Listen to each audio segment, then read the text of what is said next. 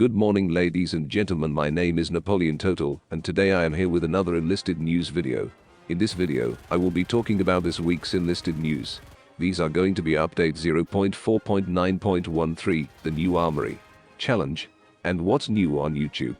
Number 6. Of course, this video has been made possible through the friends at Discord, meaning that if you haven't liked or subscribed to the channel, I highly suggest that you do. That said, I would like to thank every one of you who has watched, liked, or subscribed to my channel. That said, let us get started with today's video.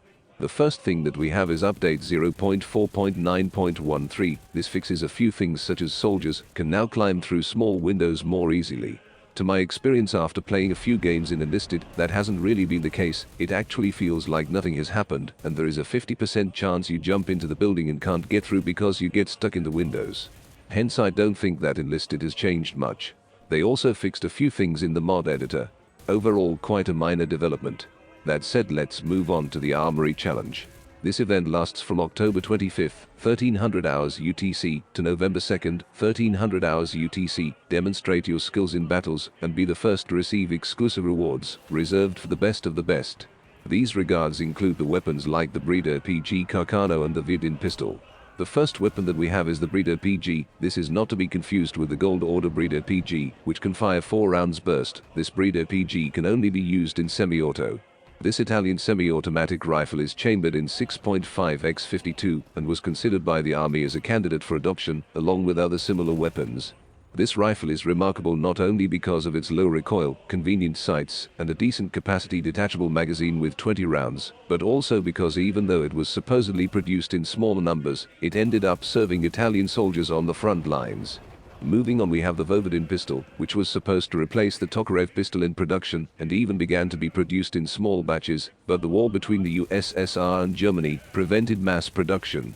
The Vovodin design was not only more reliable and had less recoil due to the increased weight of the pistol, but also had a double-stacked magazine with 18 rounds. The caliber and killing power remained at the same level as the TT. That said, in my opinion, the Breeder PG is a much better weapon, not only because you can one-shot a person, but because, unlike the current semi-automatic weapon in Tunisia, this has 20 rounds, which is amazing. That said, you also get 2 portraits, that being an Italian rifleman and a British radio operator. Overall, I think this is a great event, and I do like the rewards. Although there is nothing overpowered, I do think these are good additions to the game. That said, let us move on to what's new on YouTube. Number 6. That being new currency explained by Majonkluds, made a detailed video about the new currency. He also will give you some advice on how to profit from the merge, like where you should invest your silver orders and what you should buy now. We also have Grenade Guide PT.2 and Enlisted Mythbusters by Jan Slavic. Finally, probably the biggest thing that happened is that Enlisted has reviewed the dev server for the new merge, and now they are changing a lot of stuff. The first is based on our feedback. Enlisted has made a number of changes to the silver prices. For example, the price of resetting a soldier's perks has been decreased to about a quarter of itself, from 400 silver for resetting 1 perk to 90 silver. Enlisted has put all other prices in a compact table for you. So, when you sell a soldier, we will return up to 95% of the purchase price. A very important change was also made based on the community's feedback. With the merging of squads from different campaigns into a single country, there will be situations where some players could use a lot of squads of the same class simultaneously, FE5 Flammedriver squads in the US. You pointed this out as a significant problem, as Enlisted newcomers will no longer have this option. Enlisted is now only allowing 2 squads of the same specialization.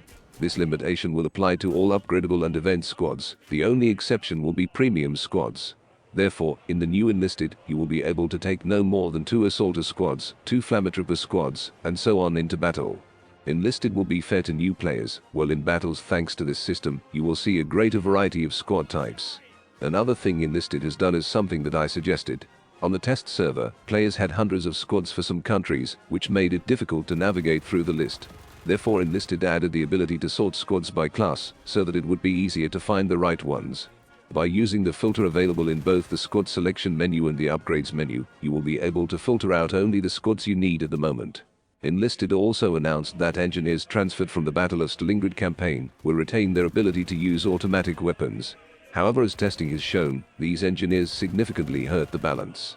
Thus, Enlisted has decided to remove this privilege, which not only harms the balance between experienced players and newcomers, but is also difficult to explain within the game to those players who will meet an engineer with such a weapon in battle. That said, Enlisted has other decisions to make, as these are not final, and Enlisted will be doing much more before the final update. That said, that is all for this week. Don't forget to like and subscribe to the channel. And what do you think about these new events and weapons? Comment in the comment section down below, and I'll see you in the next one.